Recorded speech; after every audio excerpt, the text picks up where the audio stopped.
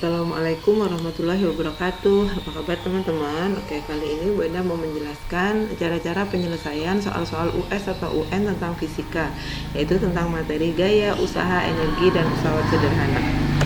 Oke. Nah, di sini soal yang pertama.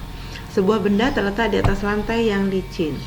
Didorong dengan gaya 48 Newton sehingga mengalami percepatan 0,4 meter per second kuadrat. Ketika benda melewati lantai yang kasar, percepatannya menjadi 0,1 meter per second kuadrat. Berarti gaya geseknya berapa? Yang harus teman-teman tahu, untuk lantai licin berarti tidak ada gaya gesek. Jadi setiap benda ini ada teman-teman, kalau ada benda, kalau dikenai gaya F, nah di dalam hal ini F-nya adalah 48 Newton, maka ada gaya yang arahnya berlawanan dengan gerak benda ya. Misalnya bendanya ke kanan, berarti ada gaya yang arahnya ke kiri yang disebut gaya gesek. Sehingga kita bisa tahu rumusnya, ini kan berlawanan, berarti F min F gesek sama dengan M kali A. Ya. Nah, di sini untuk keadaan pertama itu lantai licin. Kalau lantai licin berarti F geseknya 0. Nah, di sini F-nya sudah tahu 48 Newton. Diperoleh akselerasinya atau percepatannya 0,4 meter per second kuadrat. Itu ya. Ini teman-teman dari sini kita bisa hitung F min F gesek kan sama dengan M kali A. F-nya udah tahu 48. Karena F geseknya 0, berarti 48 dikurang 0 sama dengan 48. M-nya 0,4 kali A, sehingga diperoleh M-nya belum tahu ya teman-teman, jadi M-nya belum tahu, akselerasinya atau A-nya 0,4, sehingga diperoleh nilai M-nya adalah 48 dibagi 0,4, hasilnya adalah 120 kilo. Nah, ini saat melewati lantai yang licin. Kemudian tetap didorong, kemudian melewati lantai yang kasar. Nah, melewati lantai yang kasar berarti pasti ada nilai F geseknya lah. Ini F geseknya dicari. Jadi soalnya masih sama, rumusnya F min F gesek sama dengan M kali A. Karena dia udah melewati lantai yang kasar, jadi F geseknya tidak 0. Jadi kita harus cari nilai F geseknya berapa. Min F gesek. Nah, bendanya kan tetap, berarti massa bendanya tetap. Nah, saat melewati lantai yang kasar, akselerasinya tinggal 0,1. Jadi kita tinggal hitung 48 min F gesek sama dengan 120 dikali 0,1 adalah 12. Jadi min F gesek sama dengan 12, 48 pindah ke kanan jadi min 48. Sehingga min F gesek sama dengan min 36, sehingga diperoleh besarnya F gesek adalah 36 Newton. Jadi jawabannya adalah yang A. Oke. Nah, sekarang kita ke contoh soal yang kedua. Contoh soal yang kedua itu ada dua keadaan ya teman-teman. Keadaan yang pertama, sebuah mobil didorong dengan seorang dengan gaya 300 Newton sehingga menghasilkan akselerasi atau percepatan 0,25 meter per second kuadrat. Setelah itu orang tersebut meminta bantuan. Dia minta bantuan kepada dua orang yang gayanya 350 dan 200. Maka percepatannya menjadi berapa? Berarti untuk keadaan pertama, karena hanya yang mendorong hanya satu orang, berarti F-nya tetap 300 Newton. Dia menghasilkan percepatan atau akselerasi 0,25 meter per second kuadrat. Untuk keadaan kedua, F-nya udah bukan satu orang lagi, jadi 3 orang, berarti F2-nya jadi 300 ditambah 350 ditambah 250, yaitu sama dengan 900 Newton. Nah, kalau F-nya 900 Newton nih, akselerasinya atau percepatannya berapa? Begitu ya. Nah, ini bisa pakai perbandingan. Jadi F1 per F2 sama dengan M1 kali A1 per M2 kali A2. Karena mobilnya sama, berarti M-nya nggak berubah, M-nya sama. Jadi tinggal F1 per F2, M-nya 1, M2-nya dicoret.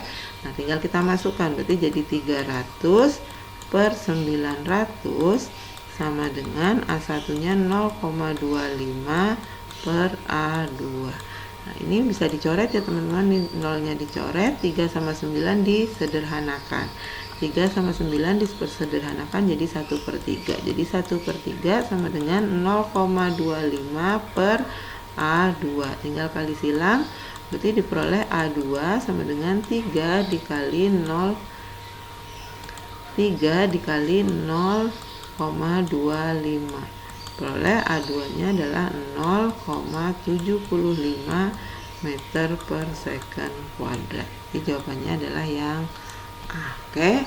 Nah, sekarang kita ke contoh soal yang ketiga. Contoh soal yang ketiga yaitu tentang usaha. Di sini adalah benda bermassa 1 ton, berarti M-nya 1 ton. 1 ton itu sama dengan 1000 kilo. Dengan kecepatan V1-nya, kecepatan pertamanya 8 meter per second.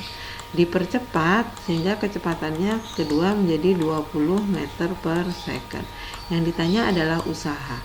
Nah, usaha itu rumusnya banyak ya teman-teman, yang mungkin teman-teman ingat adalah F kali S, gaya kali perpindahan.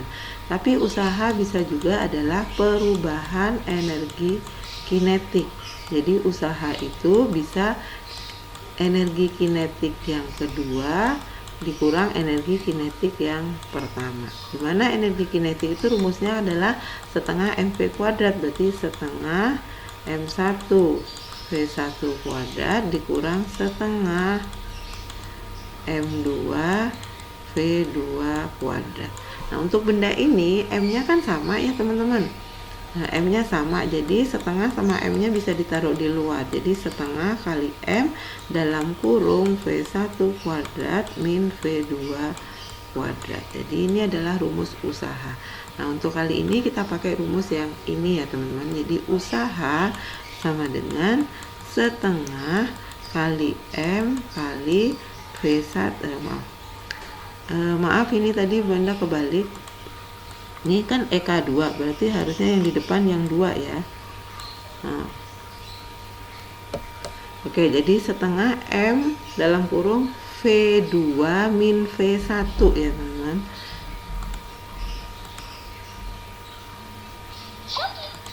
Jadi ini yang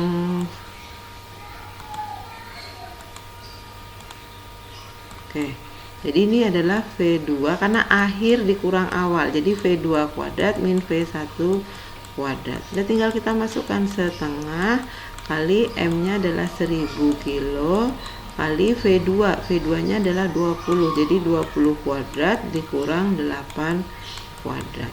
Nah, setengah dikali 1000 bisa dihitung ya teman-teman. Setengah dikali 1000 adalah 500, berarti 500 dikali 20 kuadrat adalah 400 dikurang 64. Tinggal kita hitung, berarti 500 dikali 400 dikurang 64 yaitu 336. Tinggal kita hitung 500 dikali 336 yaitu hasilnya 168.000 Joule. Jawabannya yang C. Oke. Nah, sekarang kita lanjut ke contoh soal nomor 4. Nomor 4 ini adalah pesawat sederhana ya teman-teman. Selama ini kita sering belajar pesawat sederhananya adalah tuas. Nah, kali ini pesawat sederhananya adalah bidang miring. Nah, untuk bidang miring sebenarnya rumusnya sama, KM sama dengan W per F. Tapi kalau untuk bidang miring, KM-nya itu sama dengan S per H. Jadi dari sini kita bisa dapat rumus S per H sama dengan W per F. S itu yang mana? S itu adalah ini. BC itu adalah S. H itu AC, ketinggian ini. Nah, karena ini S-nya belum ada, kita harus cari dulu ya teman-teman. Jadinya gimana? 1,5 kuadrat ditambah 2 kuadrat ini sama dengan S kuadrat. Jadi 2,25 ditambah 4 itu adalah S kuadrat. 2,25 ditambah 4 berarti 6,25.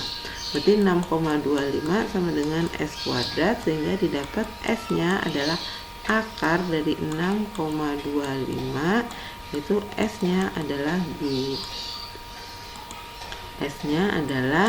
2,5 meter. Oke, itu adalah S-nya.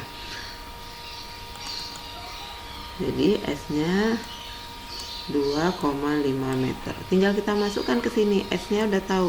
Berarti 2,5 per hanya 1,5 sama dengan W per F. Nah, di sini yang teman-teman masih sering salah. Ini itu adalah M ya teman-teman. M adalah 50 kilo. W itu adalah weight atau berat, yaitu M kali G.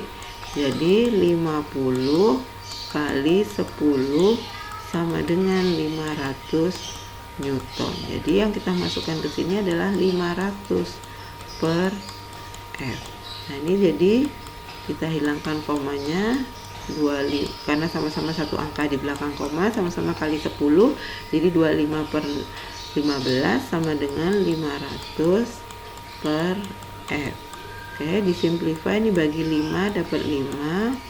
Ini bagi 5 dapat 3. Jadi 5 per 3 sama dengan 500 per F. Kali silang ya teman-teman. 5F sama dengan 3 kali 500 adalah 1500. Sehingga didapat F-nya adalah 1500 dibagi 5, yaitu 300 Newton. Oke, didapat besar F-nya adalah 300 Newton. Oke ya. Oke, selanjutnya kita ke contoh soal yang kelima. Sebuah benda bergerak dengan kecepatan V. Ini keadaan 1, V1-nya V. Nah, terus keadaan kedua, V2-nya menjadi 2V. Nah, kalau tergini, apa yang terjadi dengan energi kinetiknya? Yang teman-teman tahu, energi kinetik itu kan rumusnya setengah mv kuadrat. Jadi ini bisa kita pakai perbandingan EK1 per EK2 sama dengan setengah kali M1 kali V1 kuadrat per setengah kali M2 kali V2 kuadrat. Oke. Nah, setengahnya bisa dicoret, M1 sama M2 nya bisa dicoret karena di sini bendanya sama. Udah tinggal kita masukkan. Berarti EK1 per EK2 sama dengan V1 nya adalah V, berarti V kuadrat per V2 nya 2V. Lah, ini harus dikurung ya teman-teman, 2V dalam kurung kuadrat. Baru tinggal kita hitung. EK1 per EK2 sama dengan V kuadrat per 4V kuadrat. Nah, ini V kuadratnya bisa dicoret sehingga kita bisa dapat EK1 per EK2 sama dengan 1 per 4. Nah, di sini kalau kecepatannya dirubah menjadi 2V, maka EK-nya bagaimana? Berarti datanya EK yang terakhir, EK2. EK2 kali 1 EK2, berarti EK2 sama dengan 4 EK1. Jadi kalau V-nya dirubah jadi 2V, maka energi kinetiknya akan berubah menjadi 4 kali dari energi kinetik semula. Berarti menjadi 4 kali lipat, begitu. Oke ya teman-teman. Oke. Untuk itu penjelasan Bu Endah cukup sampai di sini. Terima kasih atas perhatiannya. Assalamualaikum warahmatullahi wabarakatuh.